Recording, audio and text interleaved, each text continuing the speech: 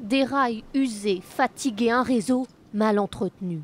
En gare de Brétigny, les usagers n'ont aucun mal à l'imaginer. Cela fait des années qu'ils en voient les conséquences. On avait souvent des messages indiquant qu'il y avait incidents techniques ou autres. On se rendait compte qu'il y avait effectivement de plus en plus d'incidents et de dysfonctionnements. Le train il tremble un peu en arrivant à la gare de Brétigny.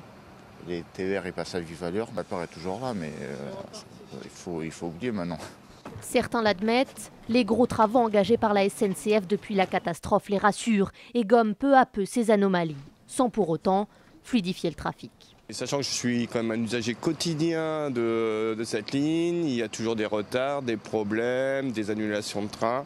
Pour cet élu, les conclusions des experts ne sont que le résultat de mauvais choix plus anciens de la SNCF. Dans ce pays, on a beaucoup investi sur le TGV pendant des années. C'était le tout TGV, chaque ville voulait avoir son TGV.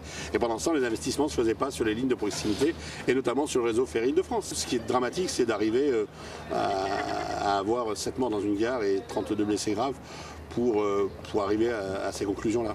Quel que soit l'état du réseau, beaucoup d'usagers ici n'ont pas le choix. Pour aller travailler, une seule option, prendre le train.